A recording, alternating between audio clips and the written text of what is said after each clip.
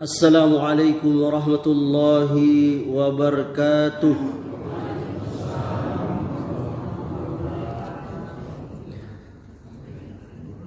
Alhamdulillahi hamdan katsiran thayyiban mubarakan fi kama yuhibbu rabbuna wa yarda. Wassalatu wassalamu nabi rahmah wa ala alihi wa sahbihi wa man ittaba'ahum bi ihsanin ila yaumiddin wa ba'du. Ayahanda dan ibunda serta saudara dan saudariku, para pengurus dan jamaah Masjid Al-Ukhwah Kebon Beler yang saya cintai dan saya muliakan. Alhamdulillahi Rabbil Alamin, Allah masih memberikan kepada kita nikmat sehat, hidayah dan waktu luang.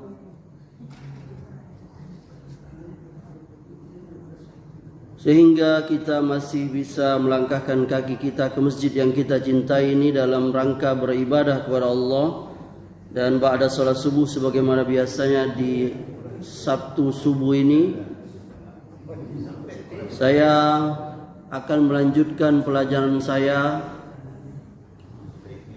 yakni berkaitan dengan akidah, yakni akidah Ahlussunnah wal Jamaah. Wassalamualaikum warahmatullahi wabarakatuh. Dan saya berbahagia, sepertinya waktu saya mengisi kali ini sepertinya sangat panjang, 1,5 jam ini kayaknya. Karena ini jam menunjukkan baru 4:30.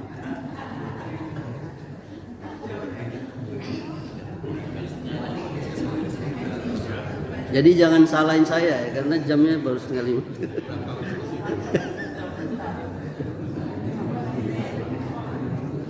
Mana? Oh itu ya. Nyudut pula. Siapa lah yang naruh? Memang sengaja supaya Ustaz Amri ngisi panjang deh.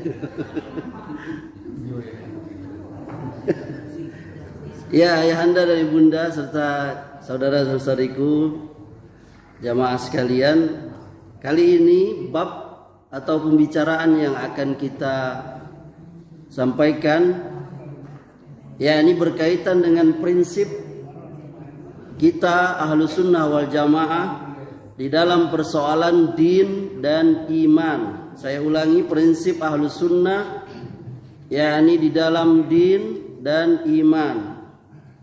Telah kita ketahui bersama bahwa prinsip kita kaum Ahlussunnah wal Jamaah bahwa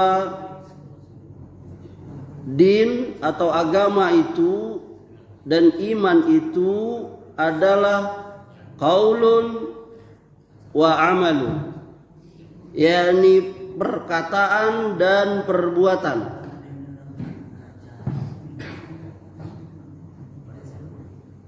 Perkataan hati dan lisan, amal hati, amal lisan dan anggota tubuh.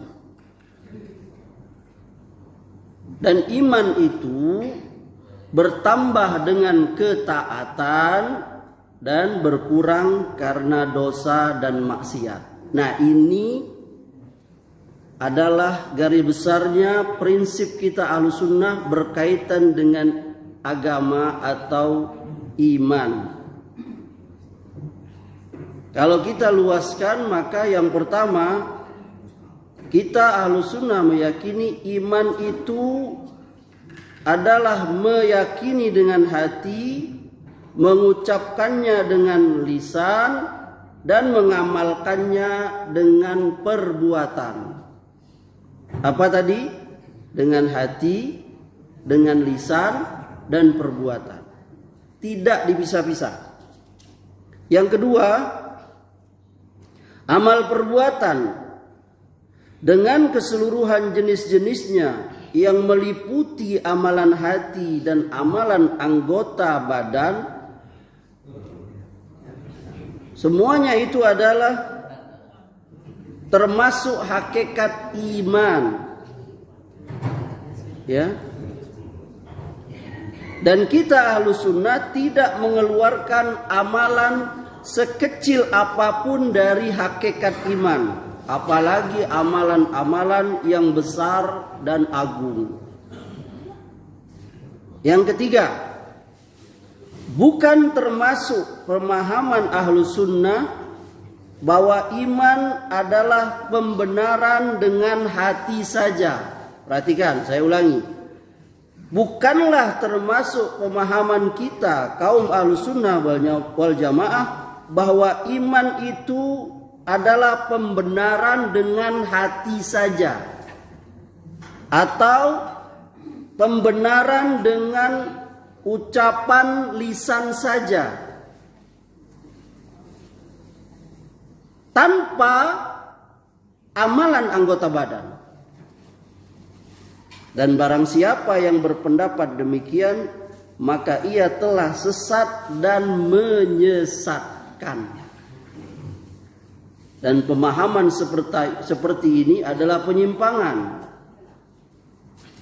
Perhatikan, dan ini pemahamannya adalah dari kejelekan kaumnya Murji'ah,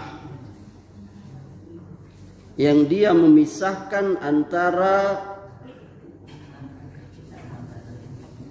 hati dan perbuatan. Jadi yang penting hati saja, kalau bahasa lainnya percaya saja. Ya. Kalau itu semua dibenarkan, maka kita akan menyamakan semua orang. Bahkan juga Fir'aun itu kita katakan beriman. Kenapa? Karena Fir'aun percaya. Ada yang ingat gak? Di mana di dalam Al-Quran itu? Ya, ini Fir'aun itu mengakui akan kebenaran, tapi dia tidak mengamalkannya.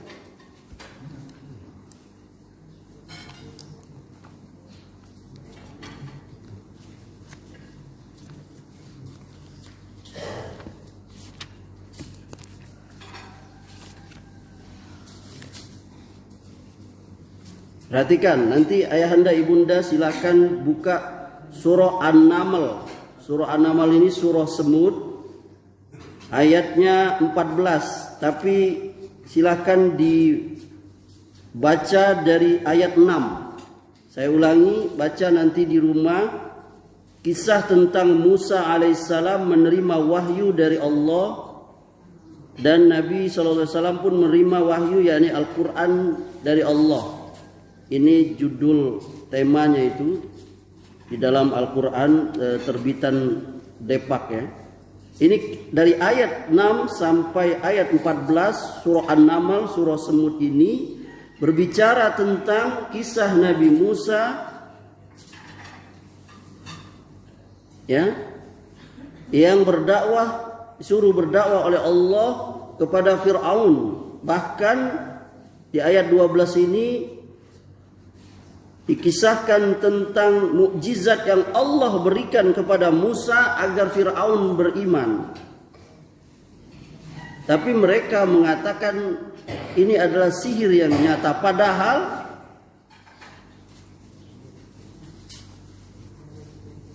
mereka mengakuinya ya. Allah katakan di ayat 14 itu, wajahadu bima qanatahum anfusuhum zolamun uluwan fanzur kaifa kana akibatul mufsidin. Kata Allah, dan mereka mengingkarinya karena kezoliman dan kesombongan mereka, padahal hati mereka meyakini kebenarannya. Lihat, Allah mengatakan Fir'aun itu mengakui kebenaran Musa di dalam hatinya, tapi mereka sombong. Kata Allah, maka perhatikanlah betapa kesudahan orang-orang berbuat kebinasaan. Jadi Di dalam akidah kita Ahlussunnah, amalan itu dia merupakan bagian daripada iman. Iman itu tidak hanya di dalam hati. Nah, orang-orang Murji'ah dan kawan-kawannya, mereka meyakini iman itu hanya di dalam hati. Yang keempat, iman memiliki cabang-cabang serta tingkatan-tingkatan. Jadi iman itu bercabang. Sebagian di antaranya jika ditinggalkan maka menjadikan kufur. Sebagian yang lain jika ditinggalkan adalah dosa kecil dan besar. Sebagian lain jika ditinggalkan akan menyebabkan hilangnya kesempatan memperoleh pahala dan menyia-nyiakan ganjaran. Yang kelima, iman dapat bertambah dengan ketaatan sampai mencapai kesempurnaan. Dan iman dapat berkurang karena maksiat sampai dia hilang atau sirna, tidak tersisa sedikit pun juga. Yang keenam,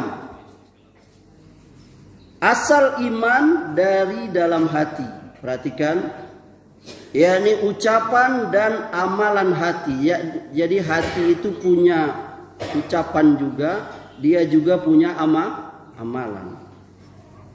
Apa itu? Yakni berupa pengakuan, pembenaran, cinta, dan kepatuhan. Itu amalan hati.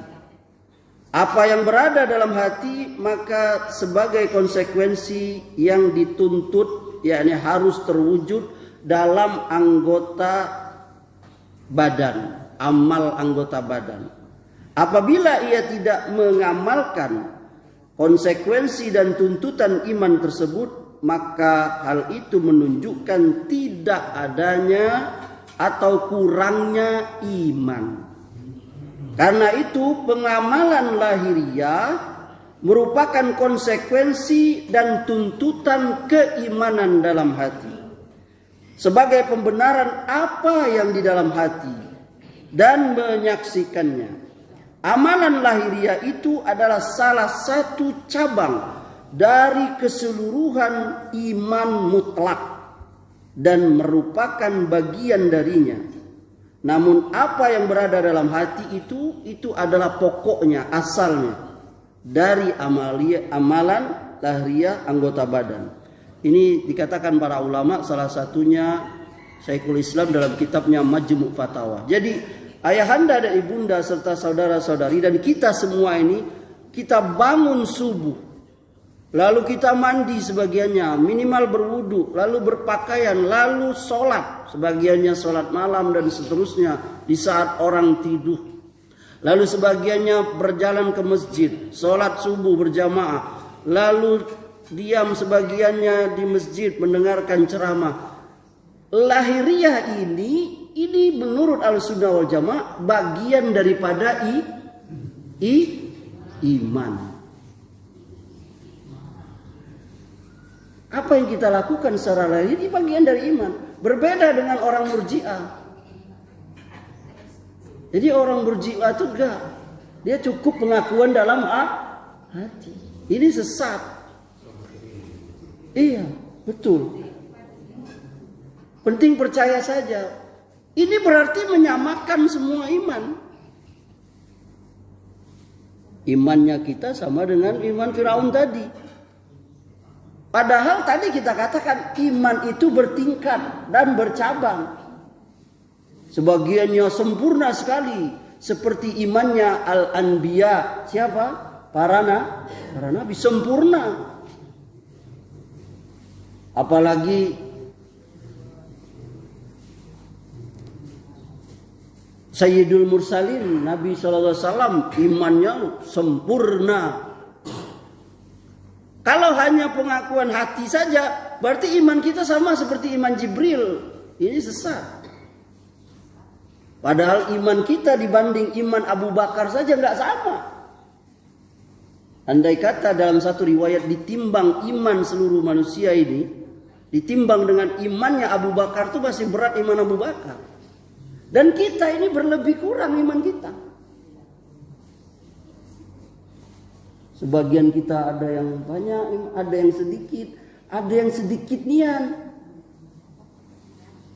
Ada yang dikit, ada yang hilang sampai. Bahkan ada yang sampai murtad, hilang imannya. Makanya kita berdoa, salah satu doa yang kita panjatkan kepada Allah, yakni dijaga iman itu. Ibunda jangan lupa. Ibunda gak apa-apa berdoa pengen punya gelang emas, cincin boleh aja, tapi itu kenikmatan duniawi. Doa yang harus kita panjatkan kepada Allah agar kita hidayah, dapat hidayah itu sampai kita meninggal. Itu yang paling penting, hidayah iman dan hidayah Islam. Ya. Kemudian kita kaum Ahlus Sunnah tidak mengkafirkan ahlul kiblat. Siapa ahlul kiblat? Yakni kaum muslimin secara mutlak dengan sebab perbuatan maksiat dan dosa besar yang mereka lakukan. Kenapa? Karena ada orang atau kelompok sesat yang mengkafirkan kaum muslimin gara-gara dia melakukan dosa besar. Seperti Khawarij. Khawarij pemahamannya kalau orang zina kafir, wajib dihukum mati, kekal di neraka. Mencuri dan seterusnya. Ini pemahaman kita. Ahlus Sunnah tidak. Ahlus Sunnah tidak mengkafirkan pelaku dosa besar. Ya, mana dalilnya? Nanti ayahanda buka salah satu di antaranya surah Al-Hujurat, surah 49 ayat 9. Allah berfirman, "Wa in qa'ifatani minal mu'minina iqtatalu fa aslihu bainahuma." Dan apabila ada dua golongan orang mukmin berperang, maka damaikanlah antara keduanya. Lihat, perhatikan ayat ini. Wa in ta'ifatani minal mu'minin.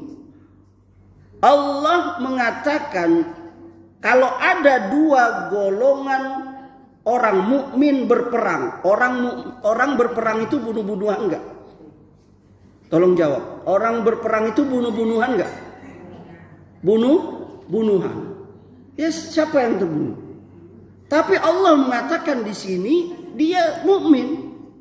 Apabila ada dua golongan orang mukmin berperang. Jadi Allah menyebutkan kata saudara, yakni sesama mukmin, meskipun dia khilaf telah membunuh seorang mukmin. Padahal ini dosa besar. Yakni membunuh itu dosa besar. Al-kabair. Tapi Allah mengatakan dia mukmin masih. Ya, jadi kita tidak boleh. Makanya pengkafiran itu hal yang besar di dalam agama. Tidak boleh kita sembarangan mengkafirkan orang Islam. Besar sekali itu. Bahkan Nabi mengatakan siapa yang menuduh saudaranya kafir, maka itu akan kembali salah satu di antara duanya. Orang yang dia tuduh atau kembali kepada dia yang menuduh. Paham sampai sini? Karena ini perkara yang besar. Kenapa? Orang kalau sudah mengkafirkan nanti meningkat lagi ke tangga yang kedua, yakni menghalalkan darah orang itu. Berbahayanya ini. Coba kita lihat sebagian orang yang dicekoki dengan pemahaman khawarij, takfiri. Di beberapa negara Islam masuk di Indonesia ini juga. Coba bayangkan, Anda bayangkan coba. Jamaah bayangkan coba. Orang lagi sholat berjamaah, dia bawa bom. Di masjid, bayangkan.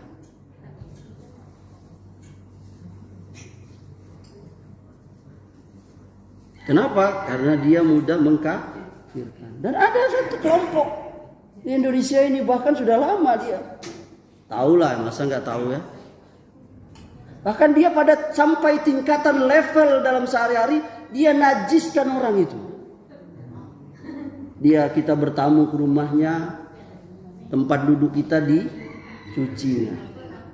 Kalau kita tetangga dengan dia, padahal niat kita baik, niat ibunda baik. Hujan, dia pakaiannya ada di luar, lalu ibunda angkat, dia cuci kembali. Kemarin beberapa hari yang lalu saya lihat lewat di time Instagram saya atau YouTube saya lihat ada seorang, kebetulan Gojek atau apa tuh.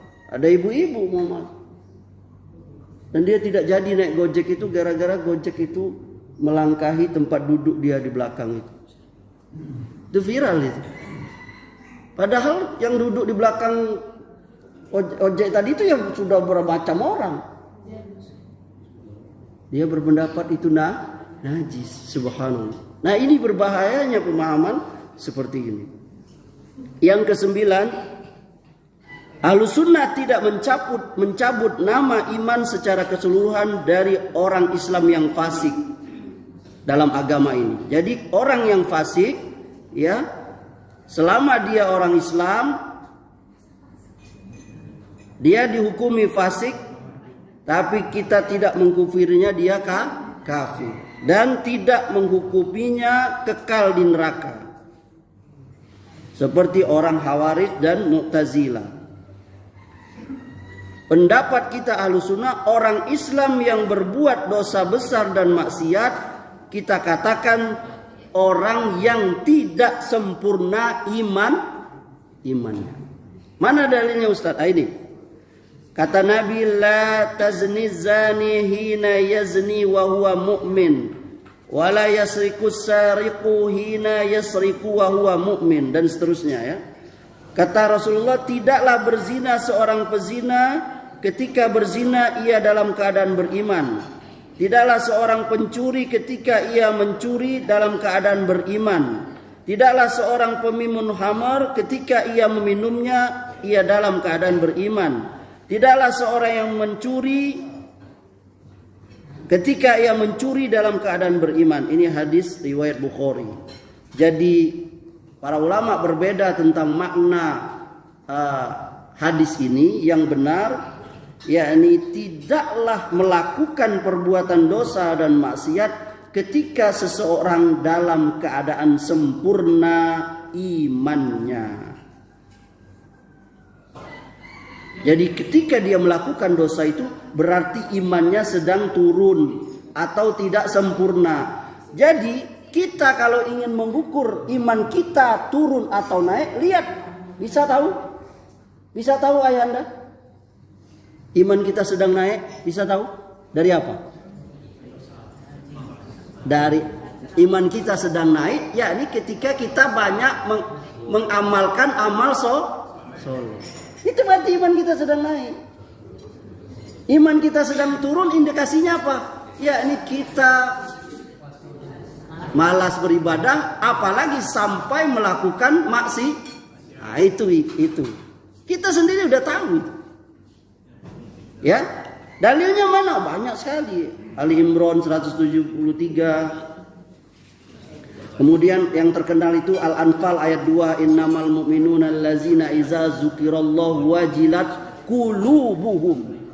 Nah, orang beriman itu kata Allah, yakni apabila disebut hatinya bergetarlah, disebut nama Allah bergetarlah hatinya. Wa iza tuliyat alaihim ayatu zahadathum iman. Kalau dibaca ayat-ayat Allah bertambah imannya. Nah, itu berarti kalau ada yang bertambah berarti ada yang berkurang. Jadi iman itu tambah kurang. Nah, orang beriman itu kalau dibaca ayat Allah bertambah imannya. Makanya kita perlu mendengar ceramah. Orang yang suka mendengar ceramah itu bertambah imannya itu. Mau paham mau enggak, dia mendengar ceramah itu sudah tambah iman. Allah yang mengatakannya Al-Anfal ayat 2 nanti Bunda.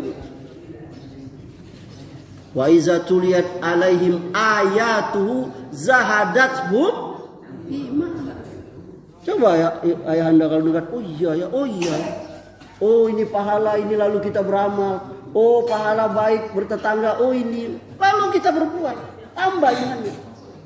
Tapi kalau orang sudah nggak mau lagi dengar nasihat, ceramah, wah udah dah. Apalagi sampai ada perkataan, "Jangan usah ceramah-ceramah aku." Wah itu berarti imannya sedang tertutup. Nah kemudian bahkan Imam Bukhari, beliau di kitab Sahihnya itu membuat bab ziyadatul iman wa naqsanuhu, yakni bab bertambahnya dan berkurangnya iman. Jadi ini akidahnya Imam Bukhari. Imam Bukhari meyakini iman itu bertambah dan berkurang. Kemudian iman itu bercabang. Perhatikan ibunda, ayahanda sebentar ya. Kata Nabi, al-imanu bid'un wa sab'un au bid'un wa sittuna su'batan fa'afdaluha qawlu la ilaha illallah wa adnaha imamatul aza 'anit tariq wal haya'u syu'batun minal iman. Ya, iman memiliki 70 atau 60 cabang. Berapa ayahanda? 70. Jadi iman itu bercabang.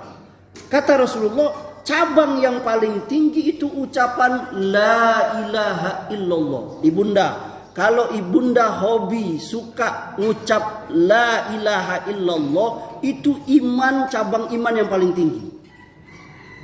Apa iman cabang paling rendah? Kata Nabi, perhatikan ini. Cabang iman yang paling wa adnaha imamatul aza 'anit tariq. Cabang iman yang paling rendah itu menyingkirkan gangguan dari jalan. Ado duri, kaleng, apa lagi? Paku, batu, apa lagi? Beling, maaf kotoran. Kalau ayahanda singkirkan, berarti ayahanda ada iman walaupun yang paling rendah. Jadi sebaliknya, kalau ada orang buang bangkai ke jalan, gimana itu?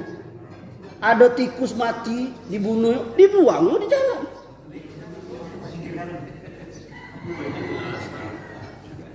Ya? Ada pohon dirobohkan yang ngintang jalanan. Ini melarang. Makanya para ulama hadis kemudian kata wal haya'u su'batun minal iman. Malu itu bagian dari iman.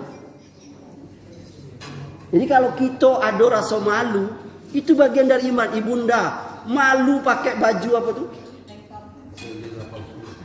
You can see. Kamu bisa lihat, berarti itu ada iman.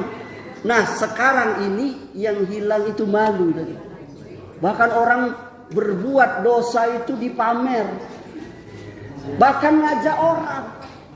Berarti haya itu, malu itu sudah ya subhan. Ayah tak malu lagi dengan anak berjudi di depan. Saya menasihati berulang di masjid ini. Nasihatilah diri kita dan keluarga kita yang masih berjudi online itu. Terakhir kita dapat berita ada seorang pegawai di Maluku. Nggak ada yang tahu? Ada yang tahu? Pegawai statistik ASN ya. Dia bunuh teman istrinya.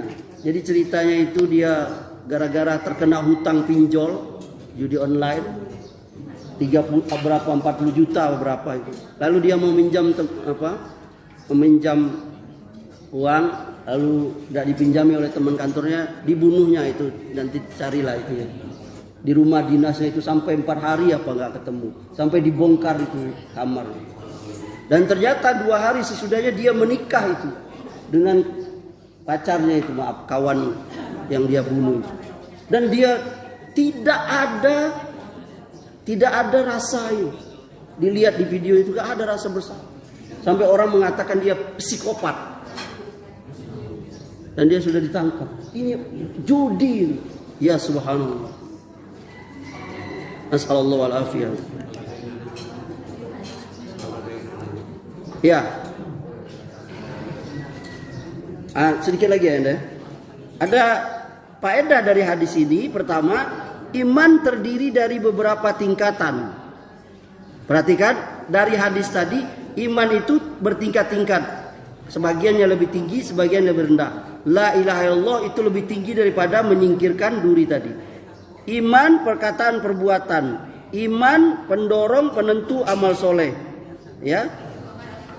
Kemudian tingkatan iman paling tinggi la ilaha illallah, paling rendah menyingkirkan duri, dan malu bagian daripada iman.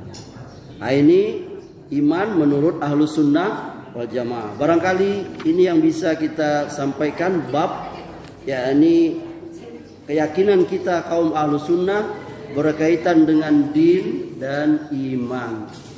Mudah-mudahan kita bisa memahaminya. Silakan kalau ada yang ingin bertanya berkaitan dengan materi yang kita sampaikan subuh kali ini, atau ada pertanyaan yang lain, atau ada yang ingin menambahkan, silakan.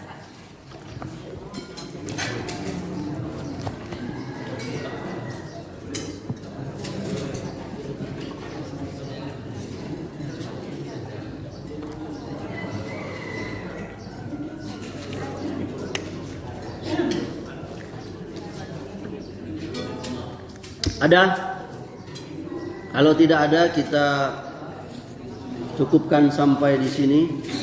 Semoga Allah Subhanahu wa taala memberikan pemahaman kepada kita semua.